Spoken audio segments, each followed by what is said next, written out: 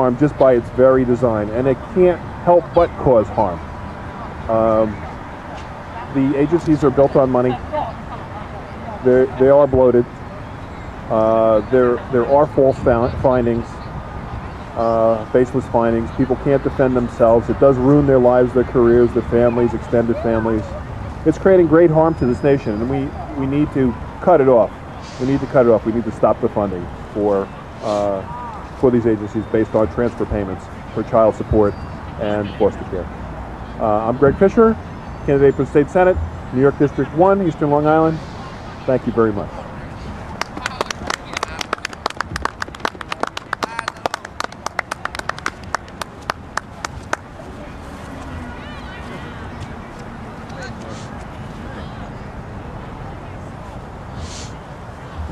Thank you, Greg Fisher. You're a great man for standing up for what's morally correct, which in my opinion is a constitutional violation. But I'd like to introduce Uncle Joe with Justice Now TV, and he'll be giving you the scoop on what's going on as well. And thank you for coming, sir.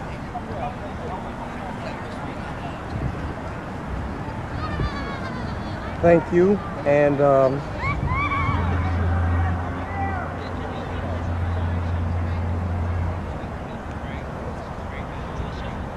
first I would like to say thank you to all of the individuals who put this rally together and allow me to share your podium with you today, so I appreciate that very much.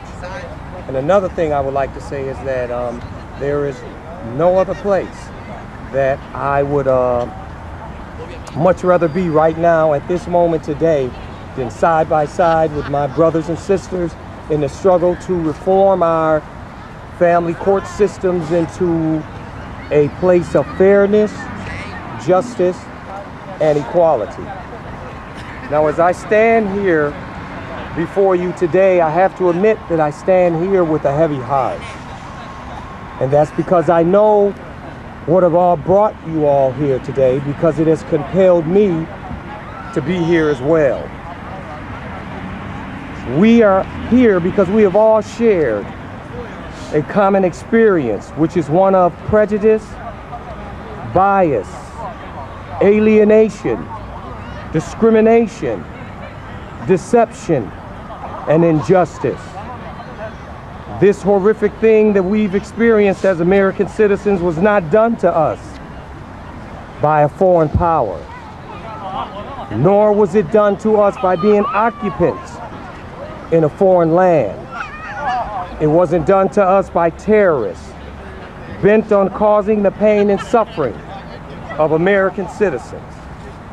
It saddens me to say that this injustice that has caused us all so much pain and suffering has struck us from the very heart of our own government. And the many victims of this governmental inflicted tragedy are fathers, mothers, grandparents, and most importantly, our precious children. We have here today fathers whose relationships have been utterly destroyed with their children. Fathers who have been stripped of the ability to parent their own children and have been given very little access to that child, if any at all. Fathers who have been financially reduced to poverty due to unbearable child support payments. And these child support payments are the only way that the family court defines his purpose as a father.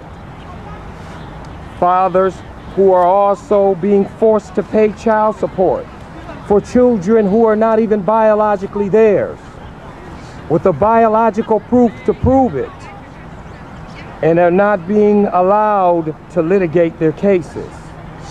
We also have mothers who have traveled here as well, who have their children stolen from them by our family court and our CPS systems. These children are taken from their schools, some of them from hospitals. The most tragic is when they're taken from the home These children cling to their mother when this happened, crying out her name, and the child is ripped from her very arms. As a result of this heinous act, the mother cannot eat.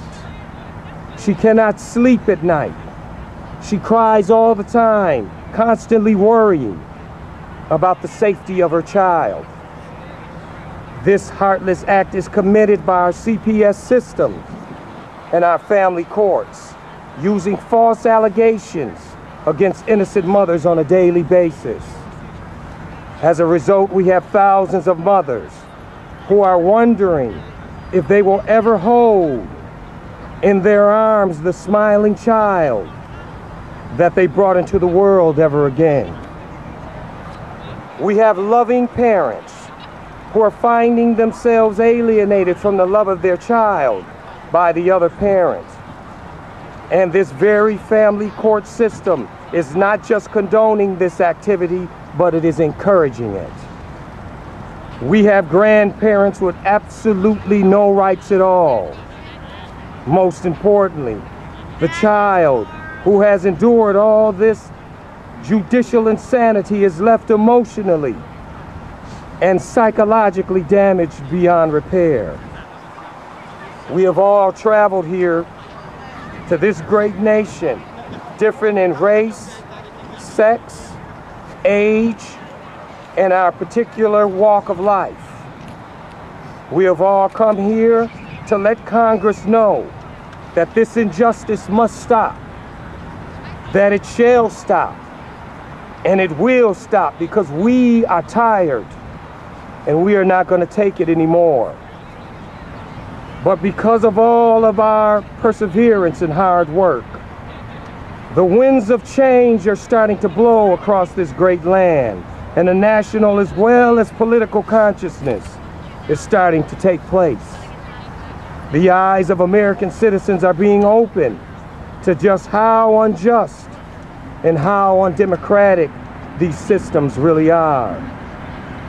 So I am moved when I see a dialogue beginning between the politician, the court officials, and the activists about the problems in our family courts and CPS systems. It's good to see that they are starting to move into a winter of communication and understanding, with the hopes of bringing forth a springtime of common sense, justice, liberty, and patriotism. But I fear that this may not be enough to bring about the change necessary in the time necessary, which is now. I feel that we have to resort to the method that has brought about justice for many groups of American citizens who have found themselves left out of the American promise of liberty, justice, and equality. This method is simple. It is the method of unadulterated, concentrated confrontation. We must be prepared to mobilize and protest. For it was protest that finally brought equality and gave equal rights to women in America. It was mobilizing and protest that finally gave equal rights to African Americans in America. It was mobilization and protest that gave the average American citizen in the early years of our country a safe place of employment and a decent wage. So we must leave this place and return to the homes from whence we came, with a burning desire to commit to mobilizing our citizens. And we must protest in our neighborhoods and in our communities. We must protest in front of our city courts and our city hall buildings. We must protest in front of our state capitals. If we can do this with faith, determination, and dedication, we can hasten the day which we can return to our nation's capital. Thousands of us, shoulder to shoulder, fearless, standing in this very spot, and declare in one loud voice to give us liberty and give us justice. Before I close, I would like to say one more thing. that when I look upon you all, I see the quintessential American citizen. I'll say that again. When I look upon all of you here, I see the essence of the quintessential American citizen. And let me tell you why I say this. Because you are living up to what your forefathers expected of you when it comes to preserving freedom, liberty, and democracy in this great republic. The Declaration of Independence, written by one of our great forefathers, Thomas Jefferson, describes the American in two parts. The first is the philosophical part of the American, the ideas that he has in his mind and in his heart. The second is the character of the American, how he must act and what he still must do. The philosophy of the American, we all know the words. We hold certain truths to be self-evident, that all of us are created equal, that we are endowed with certain inalienable rights given to us by our Creator, which are life, liberty, and the pursuit of happiness. This is the philosophy of the American. These are the ideas that he holds in his mind and in his heart. The second is the character of the American citizen. What he still must do, and how he must act. This passage describes it none better than this passage. And it says, when a long train of abuses and usurpations, pursuing invariably the same objective end, a design to reduce them under absolute despotism, then it is your right and it is your duty to throw off that government and to provide new guards for their future securities.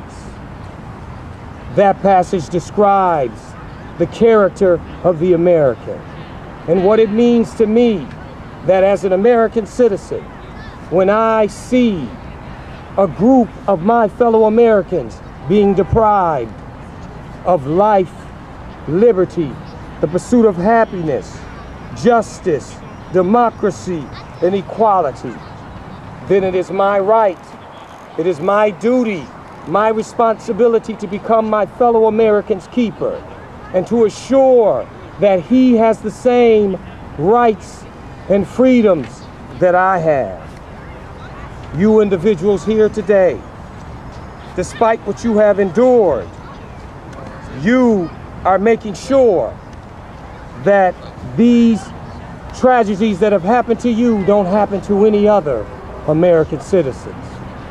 You are making sure that you have justice, equality, the freedom and liberty that is granted to you by our Constitution of the United States. So this is why I call you the quintessential American citizen. Now, I know that some of you have probably been in this struggle for a long time. Some I know for like 10 years, 20 years, and you find yourselves getting tired. You find yourselves getting weary and disillusioned because you see that our situation has become more precarious than ever before. But I'm here to tell you today that I believe that we will be victorious in reforming our family court system and our CPS system. So don't get tired or weary. Don't let your heart fill up with despair, because the same perseverance and dedication that have brought us here today has instilled in all of us the very fiber, backbone, and courage that will assure that we will march on from this day forward in our cause to victory. Thank you very much.